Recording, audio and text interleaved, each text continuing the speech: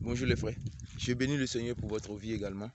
Et je viens pour un deuxième message. Et ce message, c'est par rapport à toi et moi. Tu sais, Dieu nous parle. Dieu nous dit, ah, ce que tu fais là, mon garçon, arrête. Ce que tu fais là, ce n'est pas bon. Ne fais pas ceci, ne fais pas cela. Mais c'est parce que toi, tu refuses d'écouter Dieu qu'aujourd'hui, tu as livré, afin que tu n'entendes plus, afin que tu ne vois plus, afin que tu ne sois plus sensible au péché, afin que tu fonces bien dans le péché. Je dis bien, c'est parce que tu es têtu. Dieu t'a dit, tu es rebelle. Et Dieu t'a dit, ne fais pas. Mais toi, c'est ce qu'il te dit de ne pas faire. C'est ça que tu fais toujours. Et quand tu finis là, tu viens te mettre à genoux. Seigneur, pardonne-moi. C'est ça qui a fait qu'aujourd'hui, tu as livré. Afin que le péché que tu aimes aussi tant là, tu sois amoureux bien de ce péché. Afin que ça te détruise.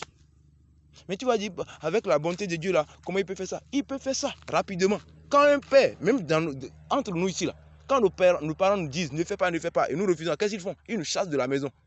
Ils nous renient, n'est-ce pas?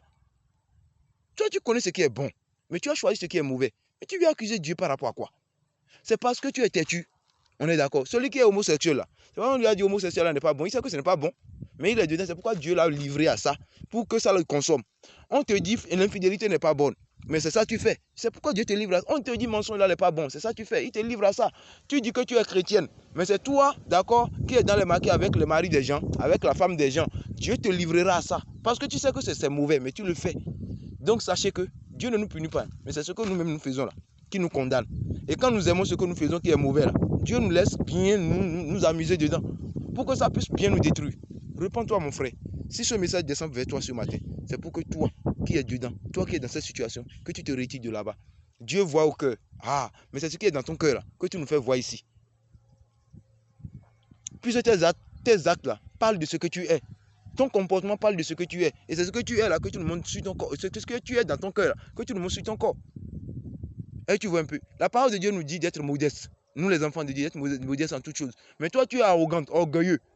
Tu es arrogant, orgueilleux. Et tu as toutes sortes de marques de l'ennemi en toi. Mais tu dis que Dieu voit au cœur. Dieu voit au cœur là. C'est pas ce qui est dans ton cœur là que nous voyons. C'est l'orgueil qui est dans ton cœur là que nous voyons. L'arrogance dans ton cœur que nous voyons. La débauche dans ton cœur là, c'est ça que nous voyons.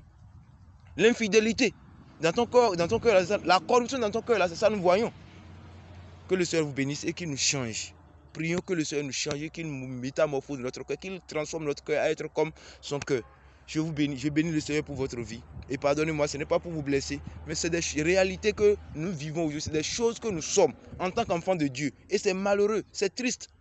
Que le Seigneur nous bénisse et qu'il nous sorte du danger, qu'est le péché au nom de Jésus.